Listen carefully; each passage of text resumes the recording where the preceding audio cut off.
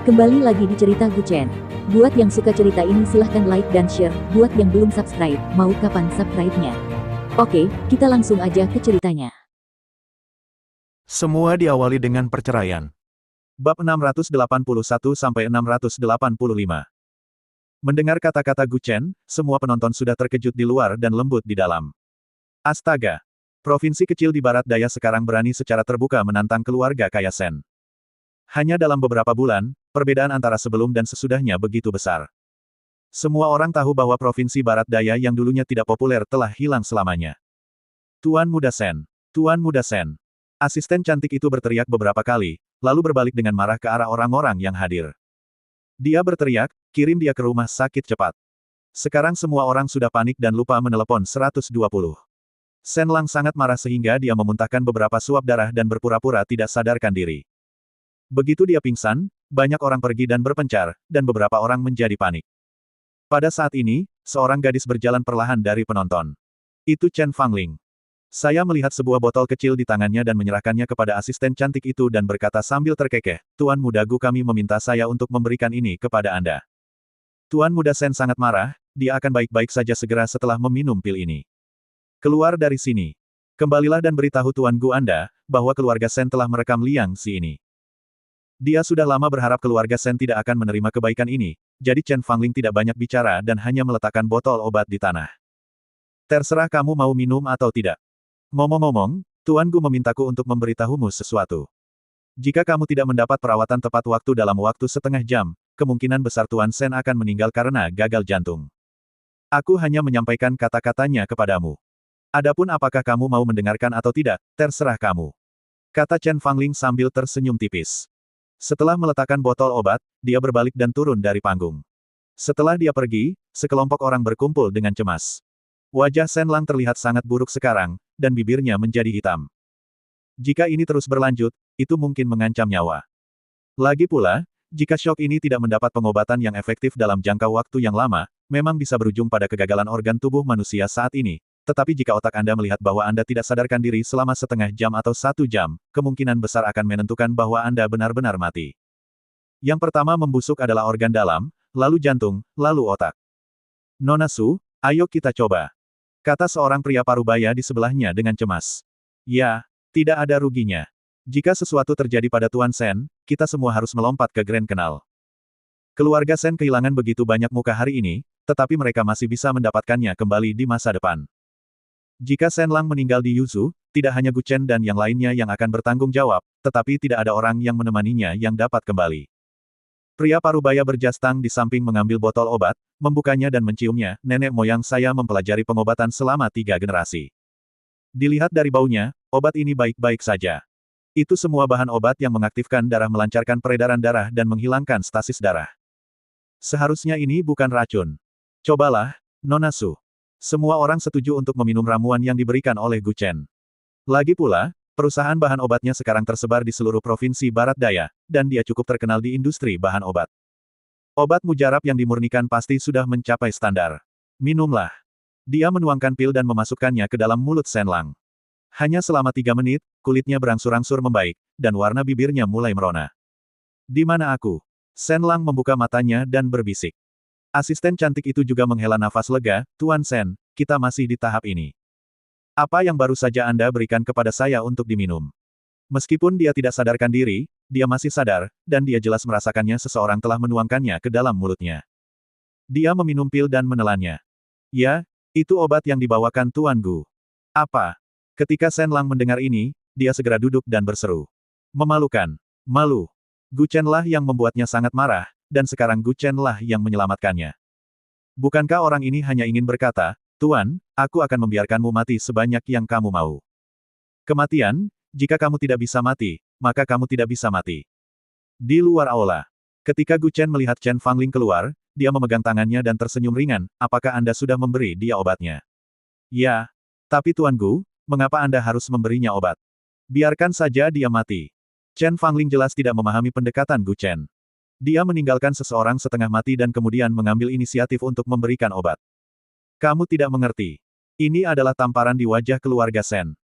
Paling-paling itu akan kehilangan muka dan reputasi, Tetapi jika orang ini mati, kita akan benar-benar putus dengan keluarga Sen. Dia tersenyum ringan, Anda tidak benar-benar berpikir bahwa grup Gu dapat menghadapi keluarga Sen, kan?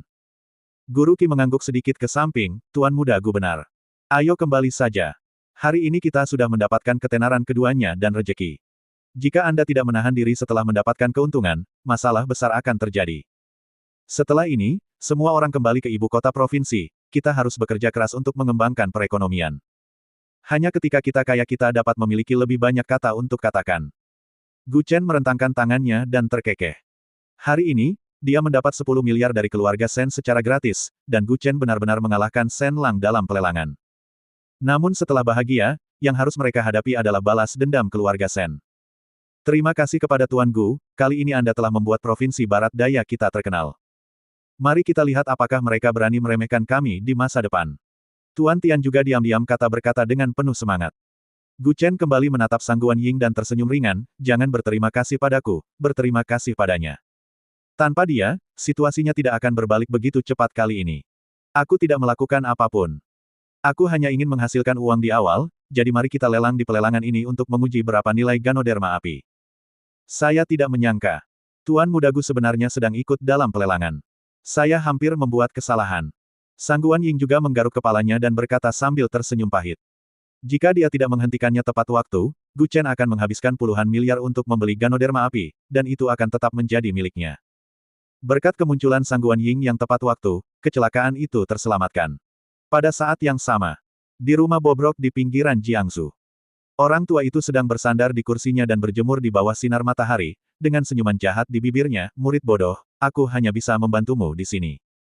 Apakah kamu bisa menghadapi anak itu tergantung pada kemampuanmu sendiri. Hahaha. Tanda pisah tanda seru.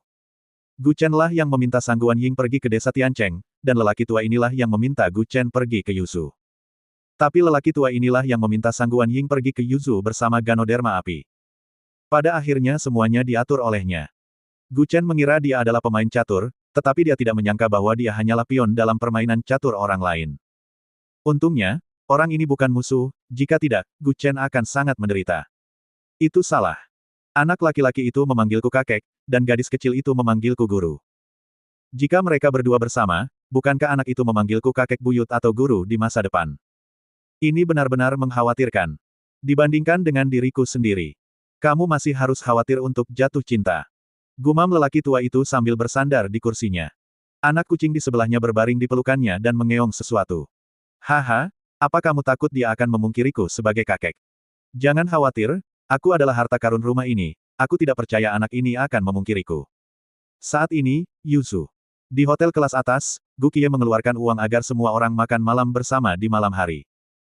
Bagaimanapun, hari ini adalah hari penting bagi Provinsi Barat Daya untuk benar-benar berdiri, dan memang merupakan hari yang patut dirayakan. Tuan Lu juga melihat kekuatan Gu Chen yang sebenarnya dan percaya bahwa teman ini harus dijaga. Untuk berteman, Anda tidak harus berusia sama. Meskipun keduanya memiliki selisih usia kakek cucu, itu tidak menghalangi mereka untuk memanggil satu sama lain saudara. Ayo, Gu Xiaoyou, aku harus bersulang untukmu dulu. Penampilanmu dalam membalikkan keadaan hari ini. Itu benar-benar membuka mataku. Tuan Lu menatapnya dengan segelas anggur dan terkekeh. Meski belum pernah keluar, ia mengamati dari kegelapan. Lelang hari ini bisa dikatakan paling seru. Apalagi Gu Chen sebenarnya mengambil 10 miliar dana keluarga Sen dengan sia-sia.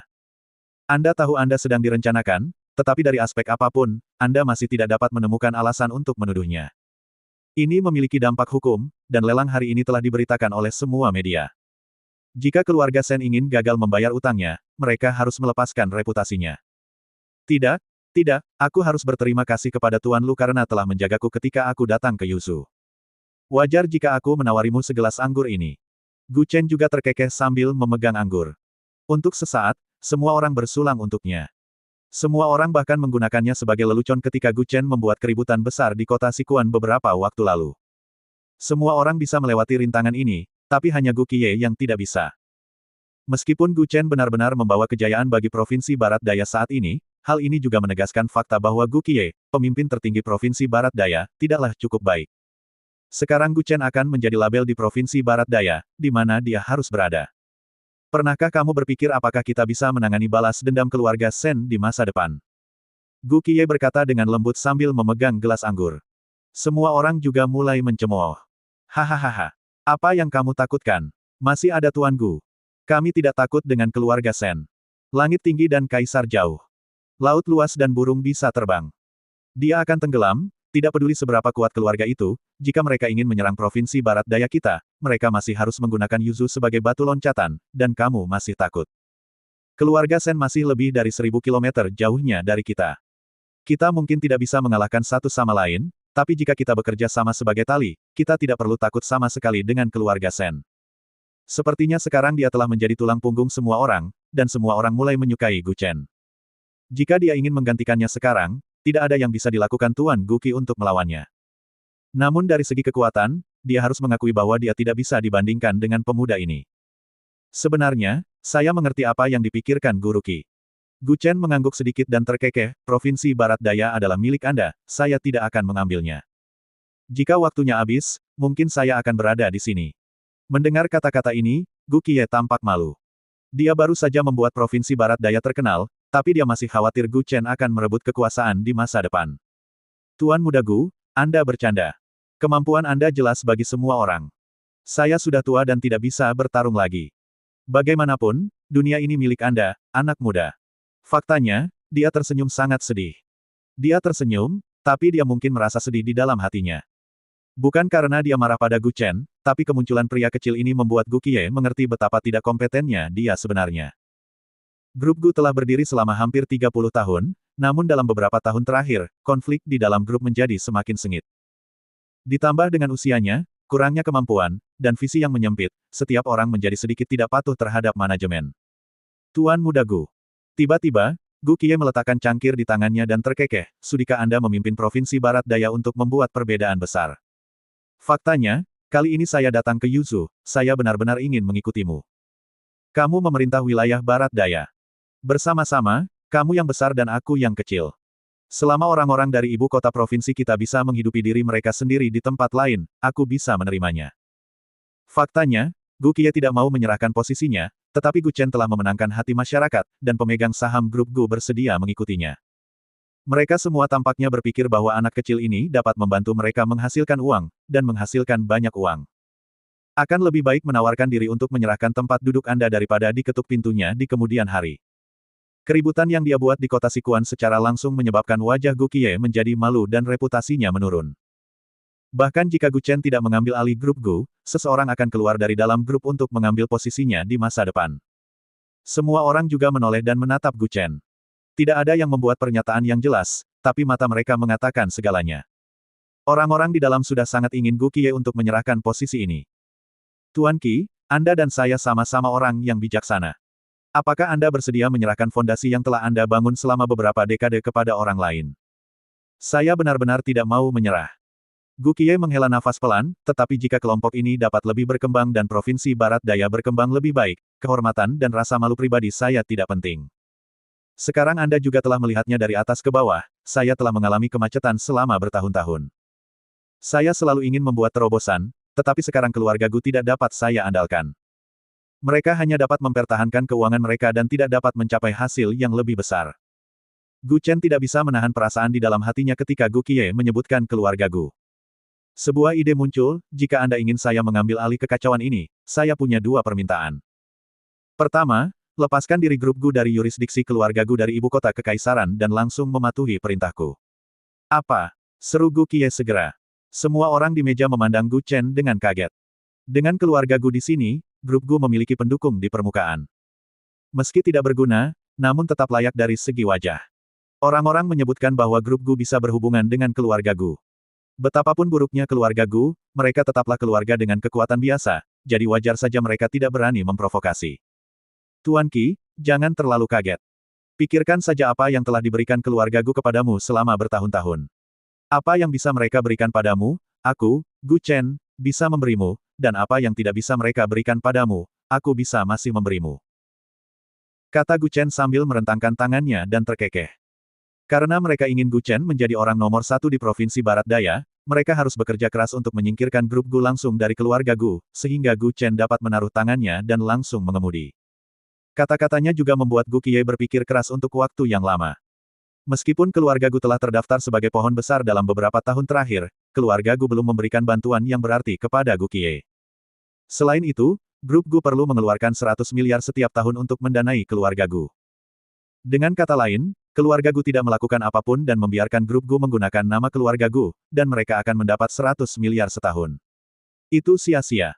Selain itu, orang-orang dari keluarga Gu memandang rendah keluarga besar di Provinsi Barat Daya dari lubuk hati mereka yang paling dalam. Mereka berpikir bahwa keluarga-keluarga ini hanya berusaha menjilat keluarga Gu sebagai mesin ATM dan bukan sebagai sekutu. Ya, jika Anda bertanya kepada saya, tinggalkan saja keluarga Gu dan dapatkan lebih dari 100 miliar dari grup secara gratis dalam setahun. Itu disebut pembangunan keluarga. Ya, 100 miliar itu tidak akan ada gunanya sama sekali. Dan, meskipun kita diintimidasi di luar, mereka tidak mengatakan sepatah kata pun. Begitu mereka datang ke grup, mereka hanya ingin uang, atau mereka tidak akan datang. Aku sudah lama ingin mengajukan hal ini, mengatakan ini hanya sebuah keluarga, tapi dari lubuk hati mereka, mereka tidak menganggap kita serius. Mengapa kita harus memberi mereka uang setiap tahun? Apalagi yang bisa dilakukan keluarga Gu lakukan selain meminta uang kepada kita? Bisa dikatakan mereka telah diberi triliunan yuan akhir-akhir ini. Sebaliknya, hal itu telah menjatuhkan perekonomian ibu kota provinsi kita. Apa gunanya pendukung seperti itu? Mereka semua mengeluh, yang menunjukkan betapa keluarga Gu tidak memikirkan Provinsi Barat Daya dalam beberapa tahun terakhir. Gu Qiye juga berpikir keras, meskipun keluarga Gu tidak membantu kita, mereka terkenal dan dapat dianggap sebagai pendukung. Tanpa keluarga Gu, kita benar-benar lemah. Tapi itu keluarga milik orang. Saya memberikannya kepada diri saya sendiri. Gu Chen merentangkan tangannya dan terkekeh, tentu saja, itu yang akan saya katakan, Tuan Qi, pikirkan saja sendiri. Faktanya, orang pintar tahu bahwa itu adalah cara terbaik untuk memutuskan hubungan dengan keluarga Gu saat ini. Alasan mengapa keluarga kaya lainnya mengincar Provinsi Barat Daya adalah karena keluarga Gu di atas telah kehilangan kemampuan untuk melindungi keluarga di bawah. Dan sekarang keluarga Gu bahkan tidak bisa menangani urusan mereka sendiri, bagaimana mereka bisa peduli dengan Provinsi Barat Daya? Jika tidak bekerja keras maka akan dikeluarkan dari keluarga. Sekarang Gu Chen akhirnya menstabilkan Provinsi Barat Daya, mereka yang tidak tahu mengira dia membantu keluarga Gu menstabilkan bagian belakang. Dia tidak ingin memanfaatkan keluarga Gu. Jika dia ingin menjadikan Provinsi Barat Daya benar-benar pilar negara, langkah pertama yang harus dilakukan adalah menjauhkan grup Gu dari keluarga Gu. Bagaimanapun, nama belakang Gu Chen adalah Gu. Apa perbedaan antara dia mengambil alih grup Gu dan keluarga Gu mengambil alih grup Gu? Apalagi dengan dia memimpin Provinsi Barat Daya, dalam waktu 2 tahun, perekonomian ibu kota provinsi setidaknya bisa mengejar ketertinggalan banyak provinsi, sehingga pengaruh Provinsi Barat Daya tidak lagi begitu lemah. Tuan Qi, tolong segera ambil keputusan. Tuan Tian juga berbisik dari samping. Beberapa orang lainnya juga berulang kali menyetujuinya. Ye Dongqing dan Tuan Lu, yang duduk di samping, saling memandang. Mengapa mereka merasa seperti sedang merebut kekuasaan? Tapi ini adalah masalah internal di Provinsi Barat Daya, dan mereka tidak bisa berkata apa-apa. Sebaliknya, Gu Qiye juga berharap dari lubuk hati saya yang terdalam bahwa Gu Chen akan bertanggung jawab atas Provinsi Barat Daya, sehingga komunikasi di masa depan dapat lebih mudah. Oke. Gu Qiye mengeluarkan ponselnya dan memutar nomor sekretarisnya. Setelah 2 kali dering, pihak lain menjawab panggilan tersebut. Mulai sekarang, grup Gu mengumumkan bahwa mereka akan berpisah dari keluarga Gu dan akan membubarkan semua staf yang dikirim oleh keluarga Gu. Penyelesaian gaji dalam 3 hari, segera lakukan. Tetapi ketua, keluarga Gu baru saja menginvestasikan 5 miliar untuk membangun pabrik di selatan kota. Apakah itu layak secara finansial? Meninggalkan keluarga Gu saat ini. Jalankan saja. Oke. Semua orang mendengar apa yang baru saja dikatakan sekretaris kecil itu. Masalah terbesar grup Gu saat ini adalah kekurangan uang. Jangan lihat kelompok yang disebut triliunan yuan ini. Faktanya, mereka mungkin hanya memiliki omset 10 hingga 10 miliar. Uang dibutuhkan di mana-mana. Saat ini, bisnis adalah tentang merobohkan satu tembok untuk menutupi tembok lainnya. Belum lama ini, keluarga Gu mendapat uang muka sebesar 80 miliar dari Departemen Keuangan. Itu adalah uang yang grup Gu rencanakan untuk diperoleh untuk tanah di utara kota. Karena campur tangan keluarga Gu yang tiba-tiba dalam keuangan kelompok, rencana tersebut dibatalkan. Terus terang, grup Gu, yang diterima langsung oleh Gu Chen sekarang, hampir tidak mampu mendukung Adou. Jika ini tertunda selama 2 tahun lagi, Gu Qiye sendiri harus mulai menjual saham dan bersiap untuk berpindah tangan. Mungkin pada saat itu, keluarga Gu melihat bahwa grup Gu memiliki nilai guna yang kecil dan mengusirnya. Tuan ketujuh. Gu Chen memanggilnya dan berkata sambil tersenyum tipis. Dia mengeluarkan cek senilai 10 miliar dari sakunya. Semua orang tahu dari mana datangnya 10 miliar itu. Yang kedua, saya ingin 30% ekuitas Anda. Apakah itu terlalu banyak? Kata Gu Chen sambil tersenyum tipis. Distribusi awal grup Gu adalah 26 pemegang saham bersama-sama menyumbang 50% ekuitas, dan Gu Qiye sendiri memiliki 50% ekuitas. Sekarang Gu Chen telah menghabiskan 10 miliar untuk mengakuisisi 30% ekuitas Gu Qiye, jadi dia benar-benar menjadi pemegang saham terbesar di grup tersebut. Dia memiliki kekuatan pengambilan keputusan dalam kelompok dan menjadi pemimpin sejati. Tentu saja, semua orang yang mengerti tahu bahwa 10 miliar tidak dapat membeli 30% ekuitas. Ini adalah satu-satunya grup super di Provinsi Barat Daya. Dividen saja bernilai beberapa miliar setahun, dan Gu Qiye sendiri bernilai puluhan miliar atau bahkan 100 miliar setahun. Hanya saja sebagian besar uangnya diberikan oleh keluarga Gu, jika tidak, grup Gu tidak akan begitu miskin. Mulai sekarang, grup Gu adalah milikmu. Gu Qiye mengeluarkan stempel dari sakunya dan berkata dengan lembut. Setidaknya dia masih memiliki 20% ekuitas dan masih menjadi pemegang saham terbesar kedua di grup. 10 miliar lebih baik daripada tidak sama sekali. Gu Chen melihat stempelnya dan secara tidak sengaja tersenyum di sudut mulutnya, karena semua orang sangat tulus, maka saya. Tiba-tiba, 26 pemegang saham yang hadir berdiri. Kami bersedia menuruti perintah Tuan Muda mulai sekarang. Semua orang berkata serempak. Oke. Gu Chen juga berdiri dan mengambil gelas anggur, mulai hari ini, saya akan menjadi pendukung Anda. Ayo cari uang bersama dan duduk bersama. Ayo minum. Minumlah. Merebut kekuasaan secara diam-diam. Luar biasa. Dia mengambil alih seluruh grup Gu bahkan tanpa melakukan pertempuran berdarah. Dia sudah memiliki kemampuan untuk mendominasi dunia di usia muda, dan masa depannya tidak terbatas. Mengontrol grup Gu sama saja dengan merebut jalur perekonomian ibu kota provinsi dan benar-benar menguasai provinsi Barat Daya. Semua orang mendorong Gu Chen ke garis depan dan menjadikannya orang nomor satu di provinsi Barat Daya, jadi wajar baginya untuk memenangkan grup Gu. Belum lagi Tuan Lu yang terkesan padanya, bahkan Ye Dongqing pun memiliki pandangan berbeda tentangnya. Alasan mengapa dia bisa mencapai langkah ini dan mengendalikan grup Ye adalah karena dia adalah anggota keluarga dan mengambil jalan pintas sejak awal. Tapi Gu Chen berbeda. Dia adalah seorang pria mandiri yang berhasil membuat namanya terkenal di Provinsi Barat Daya dengan menyatukan semuanya dari nol. Meskipun dia masih jauh dari kekuatan sebenarnya, untuk seseorang berusia 20-an, dia sangat kuat. Ribuan mil jauhnya, keluarga Gu di ibu kota kekaisaran. Malam ini, keluarga Gu juga meledak di dalam. Pemberontakan, pemberontakan. Seorang pria parubaya membanting cangkir teh ke tanah dan meraung, apakah Tuan Gu Qi memberontak? Beraninya dia memberontak secara langsung. Saat dia mengusulkan untuk mundur dari keluarga Gu, apakah dia sudah melupakan pengaruh keluarga Gu terhadap dirinya selama bertahun-tahun? Tanpa keluarga Gu, bagaimana dia bisa berbisnis di luar negeri? Dia juga menyingkirkan semua orang-orangku. Dia memberontak melawan langit. Di kursi Taixi, ada seorang lelaki tua berambut abu-abu bersandar di kursi dan memandangi bulan di langit. Kamu hampir mengosongkan provinsi Barat Daya selama bertahun-tahun. Kamu masih berani mengatakan itu.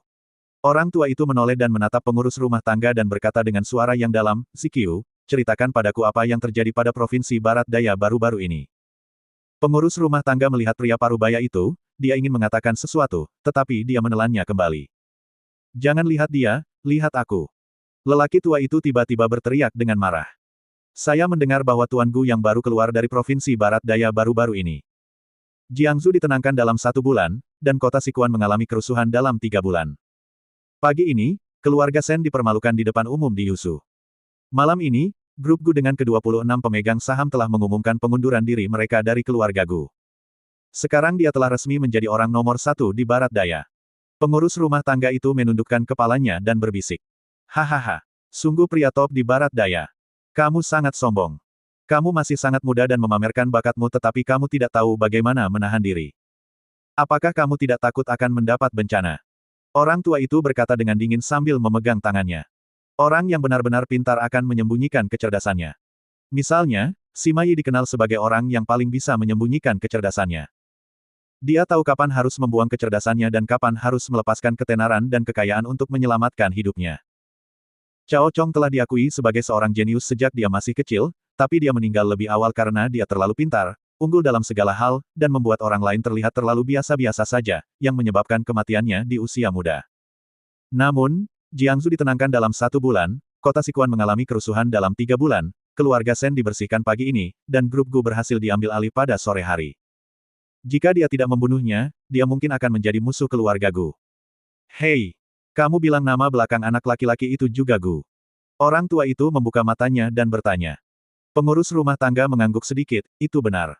Siapa namanya? Ini. Hanya nama yang tidak mencolok, jadi saya tidak akan mengatakannya lagi.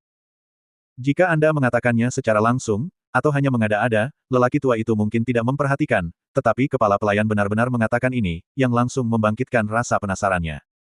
Saya tidak tahu apakah kepala pelayan mengatakan ini dengan sengaja atau dia tidak langsung bereaksi. Bahkan pria parubaya yang berdiri di sampingnya memelototi kepala pelayan itu dengan tajam. Siapa yang kamu lihat? Orang tua itu mengambil tongkatnya dan memukul pria parubaya itu, tidak cukup untuk berhasil, tetapi mudah untuk gagal. Bagaimana keluarga Gu dikalahkan oleh kalian, saudara-saudara dalam beberapa tahun terakhir? Aku marah hanya dengan menyebutkannya. Setelah memarahi pria parubaya itu, dia berkata dengan suara yang dalam kepada pengurus rumah tangga, katakan. Jika kamu tidak memberitahuku, aku akan meminta seseorang untuk memeriksanya segera. Anak itu menjadi sorotan sekarang, jadi memeriksa informasinya masih sangat sederhana. Ya, namanya Gu Chen. Benar saja, ketika mendengar hal tersebut, lelaki tua itu menjatuhkan puntung rokok di tangannya. Nama ini selalu menjadi tabu di keluarga. Pasalnya si jenius yang dibakar sampai mati oleh keluarga Gu saat itu bernama Gu Chen. Ayah, ini hanya kebetulan. Jangan terlalu dipikirkan. Pria parubaya itu berkata dengan cepat saat melihat tampangnya yang linglung. Pengurus rumah tangga juga mengangguk berulang kali, ya. Ada terlalu banyak orang dengan nama yang sama di dunia. Mungkin anak laki-laki itu hanya memiliki nama yang sama dengan Tuan Muda. Jika itu benar-benar Tuan Muda, dia bisa segera memulihkan identitas dan kekayaannya ketika dia kembali ke keluarga Gu. Menurut saya, sepertinya dia bukan orang yang sama. Hahaha, kembali. Bisakah beberapa orang mentolerirnya? Orang tua itu berkata dengan suara yang dalam, oke, lihat saja dirimu. Ayolah, sekarang kita telah kehilangan Provinsi Barat Daya, menurutku kamu masih belum bisa memikirkan solusinya. Cepat atau lambat, keluarga Gu akan dikalahkan oleh saudara-saudaramu. Meskipun keluarga Gu kita sedang mengalami kemunduran sekarang, kita masih keluarga bangsawan. Apa yang harus ditakutkan? Bukannya kita tidak bisa berdiri, tapi untungnya kita masih memiliki kekuatan militer. Pria parubaya itu tersenyum. Ketika hal ini disebutkan, lelaki tua itu berdiri dan siap untuk memukul seseorang. Tidak apa-apa jika Anda tidak mengatakannya, tetapi Anda akan marah jika mengatakannya. Alasan mengapa keluarga Gu masih bisa mempertahankan nama keluarga bangsawan dan tetap memegang kekuasaan militer adalah karena keberadaan lelaki tua itu. Usianya sudah lebih dari 80 tahun, berapa tahun lagi dia bisa hidup? Sekarang orang tua itu adalah salah satu dari sedikit jenderal yang masih hidup. Mereka yang akan diangkat menjadi jenderal saat itu hampir mati. Awalnya, anak-anak keluarga Gu ditempatkan di tentara, tetapi bagaimanapun juga, lumpur tidak dapat menahan tembok, dan pasukan langsung mulai tidak dapat mengendalikan mereka. Dengan kemampuan ini, babi bisa mati kelaparan. Tidak masalah kecuali anak laki-lakinya tidak memenuhi harapan, dan bahkan cucunya pun sama. Selain bermain-main dengan wanita, dia tidak melakukan pekerjaannya hari demi hari. Awalnya, keluarga Gu tidak terlalu makmur, dan belum ada yang mapan. Orang tua itu sudah akan melihat masa depan keluarga Gu. Tunggu sampai semua orang tua itu pergi. Sesosok perlahan muncul di pintu, itu adalah Yandang Sang dengan setelan tang. Kamu sudah datang. Orang tua itu duduk perlahan, duduk. Yandang Sang mengangguk sedikit, ada apa, Tuan Tua?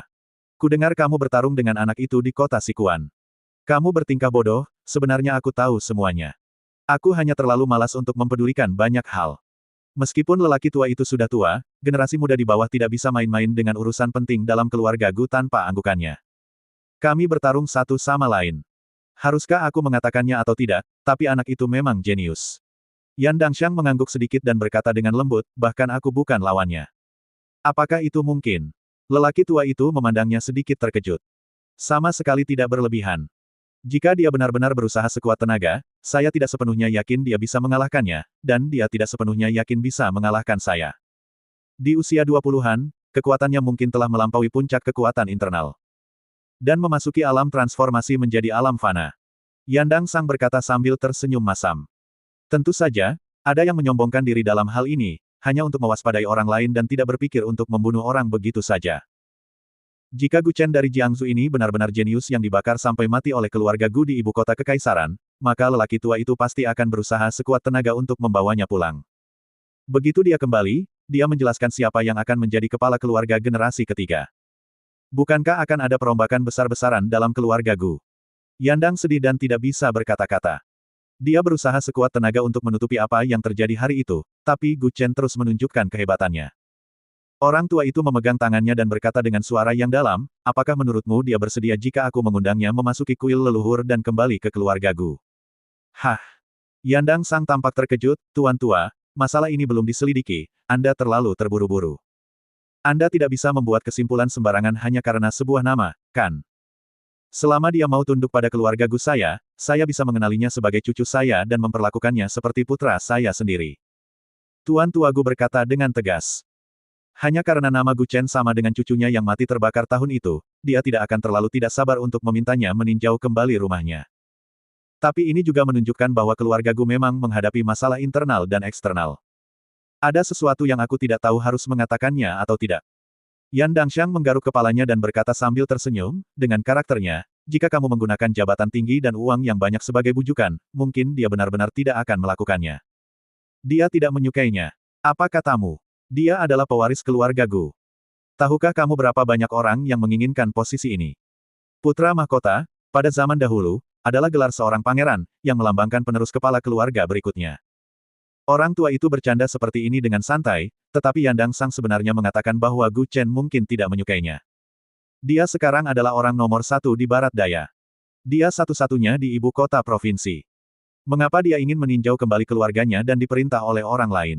Dan dia pikir dia mulia. Jika Anda tiba-tiba memberinya jabatan tinggi dan gaji yang besar, orang lain mungkin tergoda, tapi dia. Ada sedikit kesombongan di tulangnya. Yandang Sang juga sangat menentang gagasan lelaki tua itu untuk membawa kembali Gu Chen. Kembali ke keluarga Gu saat ini pasti akan menimbulkan banyak kerugian tapi tidak ada gunanya, jadi apa gunanya hanya menyandang gelar pangeran. Sebaliknya, hal ini mengancam jiwa. Kalau dia tinggal di provinsi Barat Daya, kita masih belum tahu seperti apa perkembangannya ke depan. Setelah beberapa kalimat sederhana, Yandang Sang mengundurkan diri dan bersiap untuk pergi. Katakan sejujurnya. Apakah dia? Cener. Orang tua itu melihat ke belakang dan mendesah pelan, saya sudah tua dan tidak bisa meninggalkan ibu kota kekaisaran. Jika dia masih hidup, saya hanya ingin melihatnya sekali lagi di masa akhir hidupku. Saat terakhir aku melihat cucuku. Yandang Sang tidak berbalik, tapi tertawa tak berdaya pada dirinya sendiri, dibandingkan dengan tuan muda ketiga saat itu, dia jenius, tapi dia memberiku yang lebih baik perasaan, mungkin. Mungkin saya salah orang. Pergi. Orang tua itu duduk sendirian di kursi dan menghela nafas tak berdaya, bukankah itu orang yang sama? Apa sebenarnya penyebab kebakaran tahun itu? Sebenarnya, jika Anda ingin mengetahuinya, orang tua itu punya kemampuan untuk mengetahuinya. Namun separuh dari penyelidikan sepertinya ditujukan pada orang-orang yang tidak seharusnya diselidiki, sehingga masalah tersebut ditunda. Semua orang menaruh harapan mereka pada Gu Chen kecil. Beberapa orang mengatakan bahwa dengan adanya bayi kecil ini, keluarga Gu kemungkinan besar akan diantarkan ke era puncak yang baru. Oleh karena itu, lelaki tua itu bahkan mengadakan jamuan makan besar untuk menjamu para tamu. Mungkin dia terlalu berpuas diri, yang berujung pada bencana tahun itu. Inilah sebabnya orang tua itu berkata bahwa orang pintar akan menyembunyikan diri mereka sendiri setelah mendengar apa yang terjadi pada Gu Chen di Provinsi Barat Daya, daripada memperlihatkan diri mereka kepada semua orang dengan begitu tidak bermoral. Sebenarnya adalah peringatan baginya karena tragedi cucu kecilnya. Di balik pintu ini, dua pria parubaya sudah berdiri di depan pintu dan mendengar semua ini. Dia diam-diam meninggalkan aula dan berjalan ke halaman lain di halaman itu. Saudaraku, kamu juga mendengarnya. Orang tua itu ingin membawa anak itu kembali. Jika dia kembali, apakah ada cara bagi kita untuk bertahan hidup? Seorang pria dengan potongan cepak pendek berkata dengan marah, saya sudah lama berpikir bahwa ada yang tidak beres, orang yang dibakar mungkin bukan anak dari saudara ketiga. Dalam api itu, seorang anak seumuran dengan Gu Chen memang mati terbakar, mengenakan pakaian dan sachet Gu Chen, tapi satu-satunya keraguan adalah Liontin Giok identitasnya tidak ditemukan dimanapun. Hanya anak-anak dari keluarga bangsawan yang memiliki Liontin Giok itu. Gu Yanxi juga memilikinya. Mayat yang dibakar menjadi arang sama sekali tidak dapat dikenali, dan tidak mungkin untuk memverifikasi identitasnya. Tes DNA ayah pada saat itu belum begitu maju. Semua orang juga melakukan kesalahan. Meskipun mereka memiliki keraguan di dalam hati, mereka tetap menganggap Gu Chen sudah mati. Apakah menurutmu anak dari Jiangsu itu adalah putra dari saudara laki-laki ketiga? Seorang pria berjastang berkata dengan suara yang dalam di. Kedua orang ini adalah putra tertua dan kedua dari keluarga Gu, Gu Anming dan Gu Angwo. Orang tua itu memiliki 3 putra dan 2 putri. Yang ketiga di antara mereka hilang. Setelah kebakaran, dia menghilang dari pandangan semua orang. Alasan mengapa Gu Chen kecil berbakat adalah karena ia mewarisi sebagian besar bakatnya dari ayahnya, Gu Yanzi. Gu Yanzi bisa dikatakan yang paling terampil dan cakap di antara ketiga bersaudara. Dan dia juga memiliki prestise yang tinggi di ketentaraan pada saat itu. Ketiga bersaudara itu ditugaskan menjadi tentara pada saat yang sama, tetapi hanya Gu Yanzi yang tampil luar biasa. Tidak peduli Gu Yanzi mampu dan cerdas, tapi siapa yang tahu bahwa putranya beberapa kali lebih pintar darinya. Mereka bertiga dapat mencapai puncak energi eksternal dan menerobos energi internal pada usia 5 tahun. Ini bukan lagi seorang jenius, ini hanyalah seorang jenius. Seperti pepatah yang sering beredar di internet, kalau kerja keras itu efektif, apalagi yang perlu dilakukan seorang jenius. Orang yang telah mencapai tahap awal kekuatan internal pada usia 5 tahun. Tentu saja, fondasinya harus tidak stabil, yang sangat berbeda dengan pejuang kekuatan internal sejati. Namun dia juga orang pertama di dunia yang belajar menggunakan Tongjing pada usia 5 tahun. Saat itu, beberapa orang bercanda bahwa keluarga anak ketiga dilahirkan untuk merevitalisasi keluarga Gu. Bukankah hal ini mendorong keluarga Gu Laosan menjadi pusat perhatian dan merendahkan keturunan keluarga Gu lainnya sebagai orang yang tidak berharga? Tidak lama kemudian, dalam 1 atau 2 tahun, terjadi sesuatu yang mengejutkan ibu kota kekaisaran. Itu terbakar selama 3 hari 3 malam tanpa menyelesaikan apinya, dan hampir membakar rumah leluhur keluarga Gu. Keluarga Gu memiliki sejarah 800 tahun. Sejak dinasti Yuan, keluarga Gu telah menjadi keluarga besar di ibu kota kekaisaran, hingga saat ini makmur, dan warisannya masih sangat bagus. Rumah leluhurnya belum pernah disentuh, dan sepertiga dari ribuan rumah terbakar habis sekaligus. Biro Peninggalan Budaya selalu mengirimkan laporan untuk mengungkapkan kesedihannya.